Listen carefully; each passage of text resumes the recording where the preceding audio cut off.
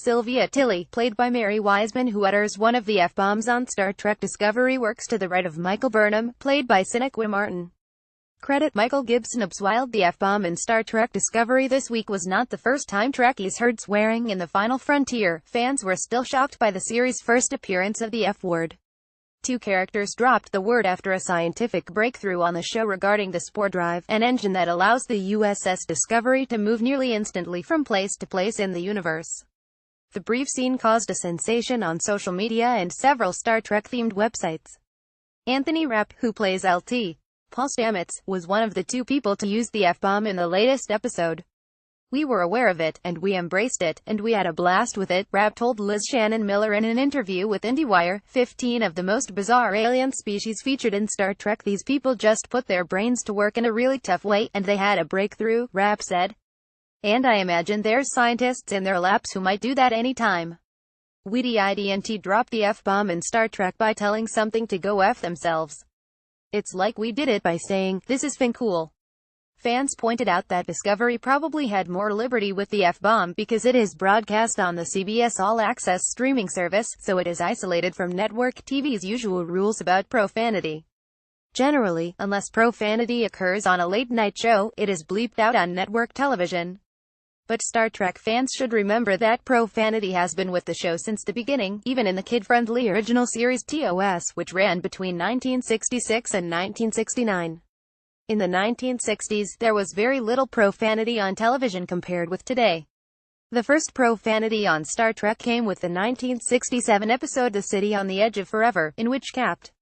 James T. Kirk, played by William Shatner, says, "Let's get the hell out of here."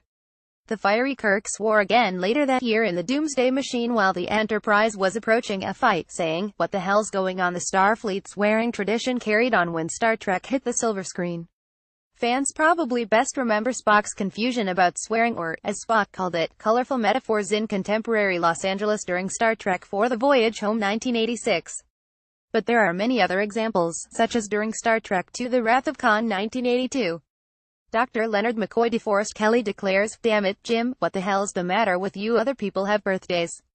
Why are we treating yours like a funeral?" Where no films have gone before the complete Star Trek movie list. TOS-era characters were rebooted for Hollywood in 2009, appearing in 3 movies so far.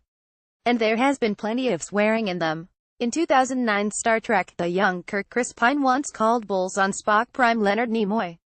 And the ever-sarcastic Dr. Leonard McCoy in the rebooted series Carl Urban loves spouting lines such as, "Damn it, man, I'm a doctor, not a torpedo technician," and "Lest you think other Star Trek television shows were immune to swearing." Dana Chavez at the AV Club reminds us that the theatrical Capt. Jean-Luc Picard Patrick Stewart wasn't adverse to the occasional curse word.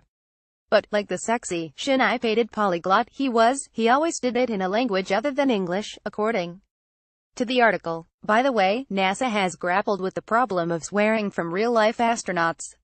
Perhaps the most famous example took place during Apollo 10 in 1969, when lunar module pilot Gene Cernan and CMDR Tom Stafford were doing a simulated lunar landing. The lunar module temporarily experienced a malfunction that caused it to spin, causing Cernan to exclaim on a live broadcast, "Son of a B, what the hell happened?" Star Trek Discovery episodes air Sundays at 8:30 p.m. ET on the CBS All Access subscription streaming service. Follow us at space.com, Facebook and Google. Original article on space.com.